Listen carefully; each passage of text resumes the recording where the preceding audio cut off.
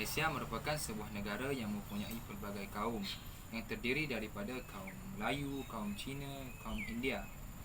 Hal ini menjadikan negara Malaysia mempunyai pelbagai perayaan yang disambut oleh masyarakat-masyarakat yang berlainan agama. Antara perayaan yang disambut di Malaysia ialah perayaan Hari Raya Aidilfitri, perayaan Hari Raya Aidiladha, Deepavali, Songkran dan Loi Krathong.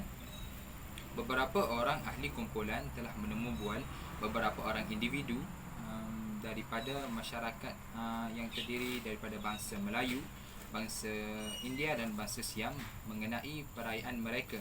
Mari kita lihat temu bual yang dijalankan mengenai perayaan Hari Raya Aidilfitri. Assalamualaikum dan salam sejahtera. Terima kasih kepada moderator saudara Amir Irfan kerana memberi saya ruang dan peluang untuk melakukan sesi temu bual pada hari ini.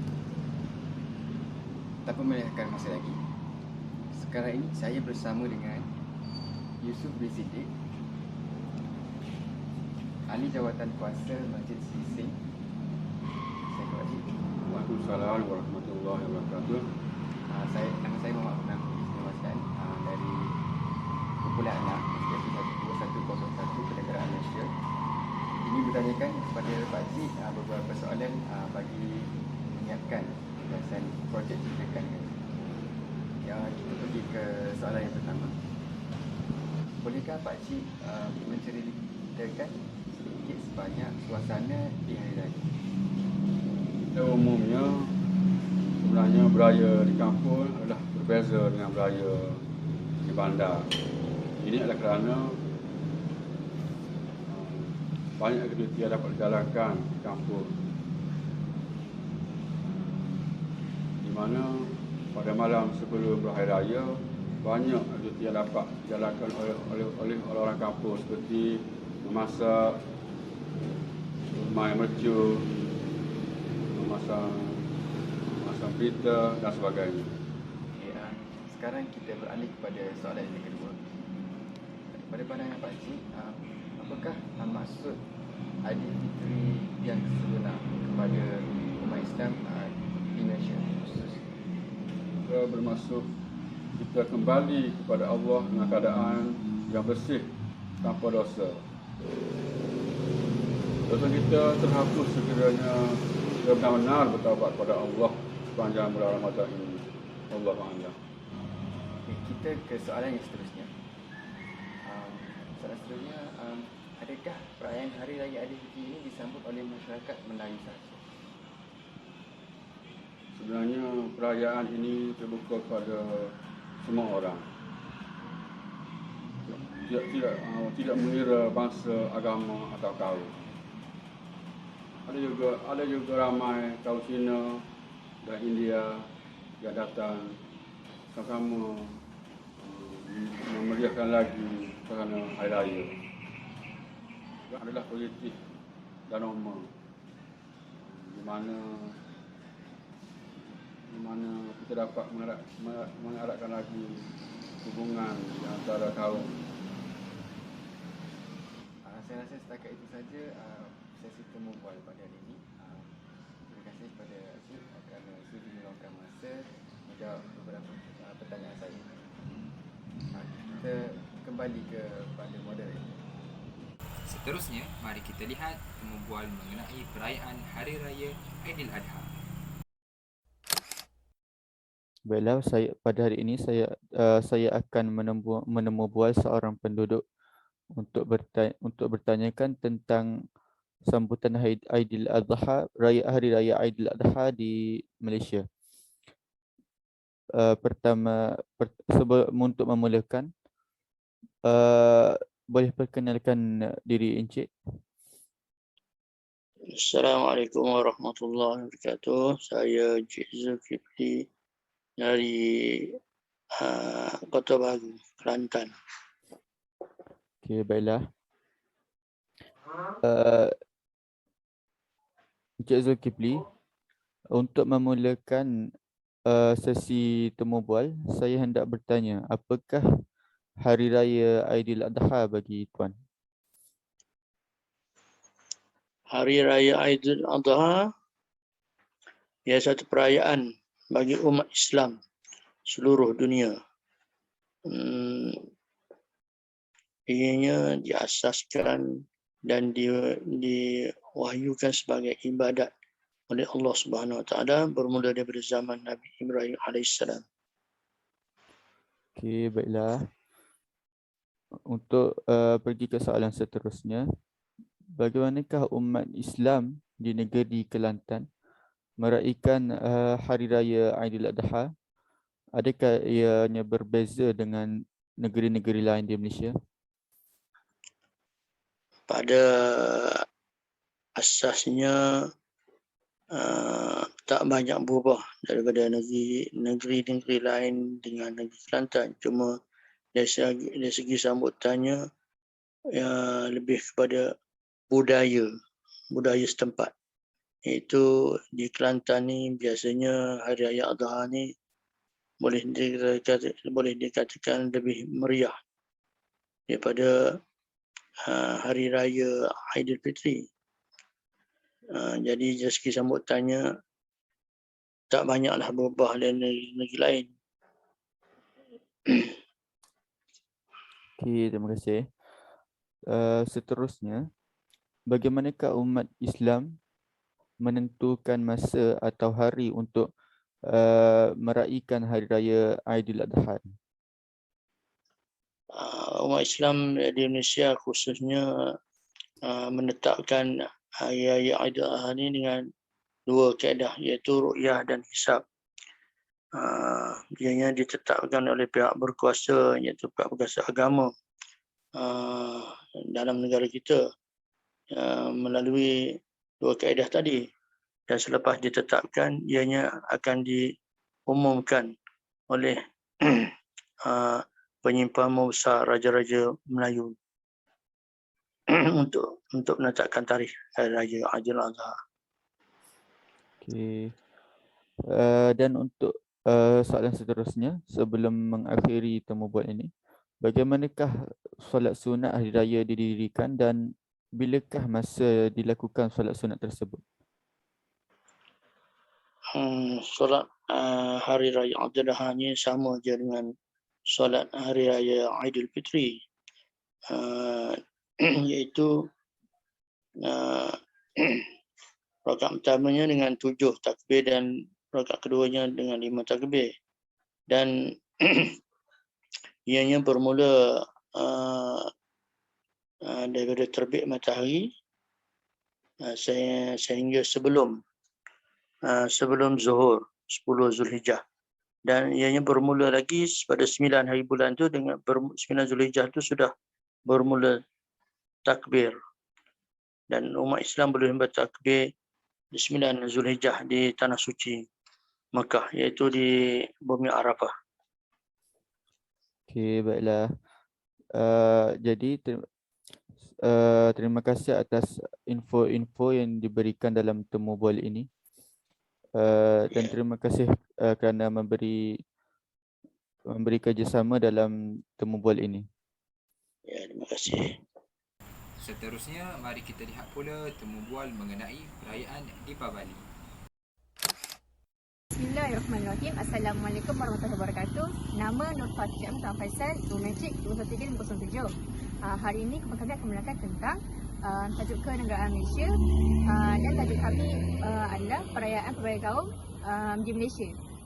Dengan ini saya menjemput sahabat saya Chantal dari sini untuk menerangkan tentang perayaan Deepavali. Silakan Chantal. Hai dan selamat sejahtera. Nama saya Chantal dari sini. Ya, Fatihah. Okey Chantal, boleh tak awak ceritakan tentang apa perayaan Deepavali?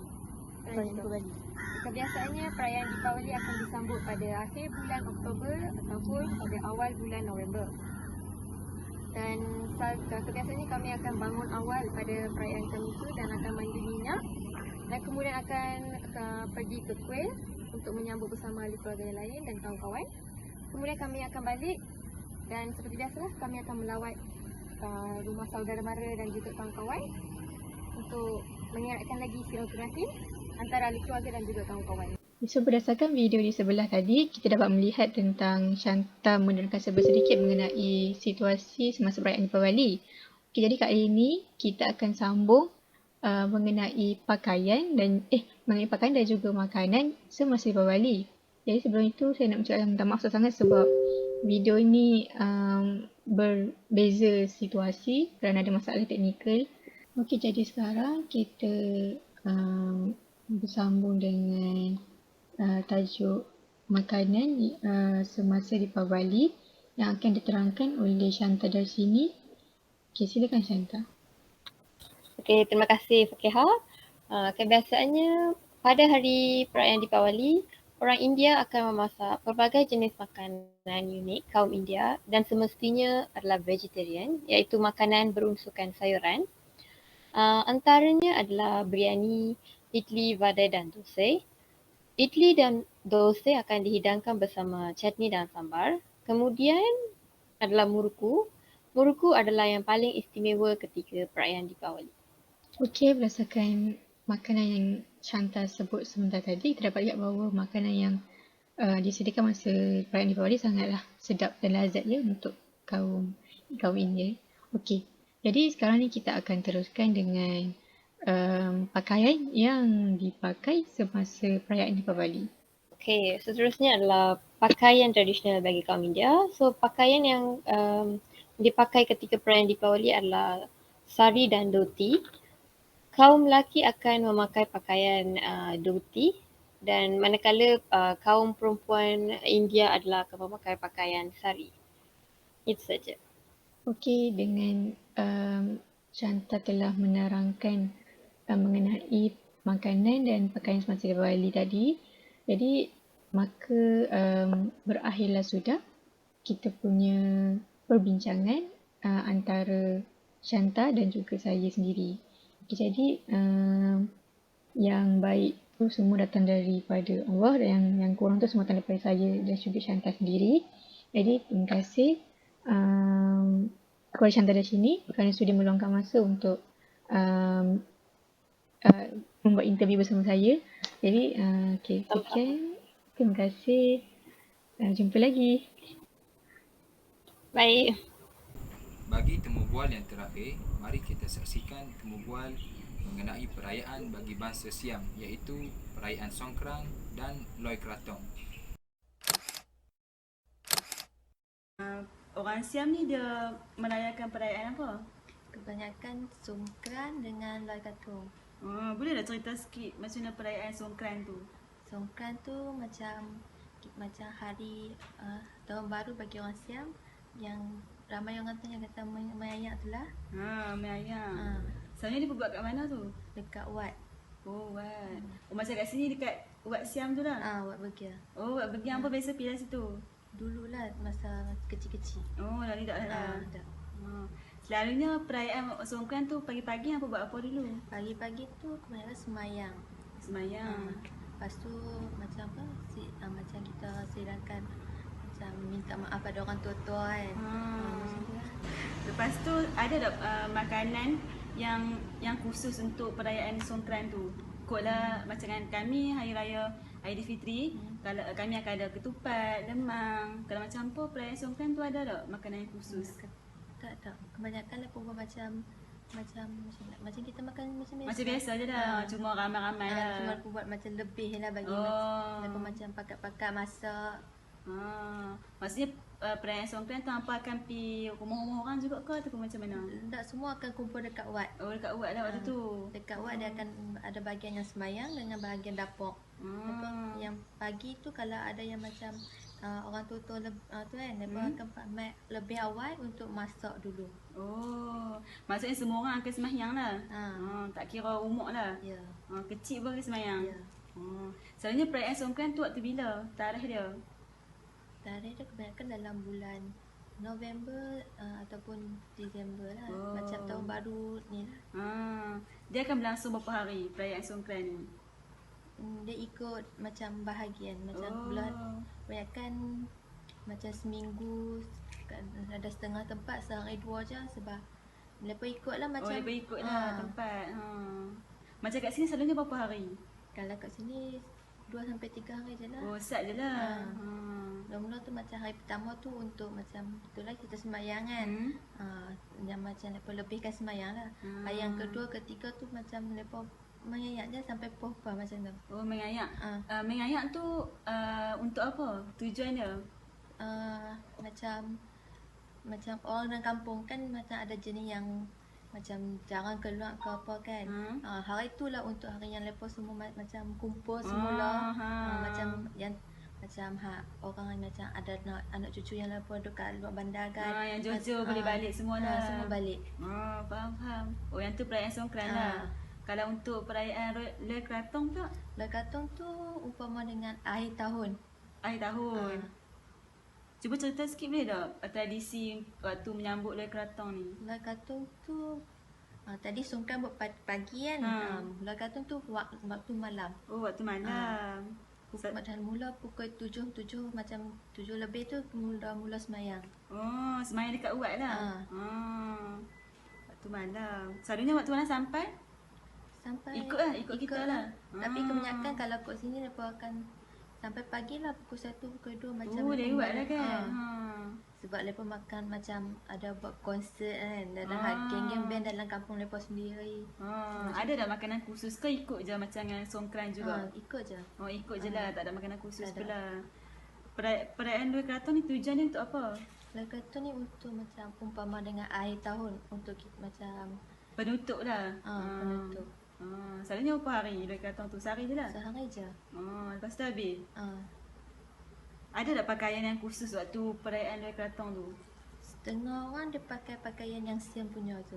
Oh, yang warna oranye tu ataupun yang macam yang macam pakai yang setengah ni kan. Lepas ada kain sebelah tu.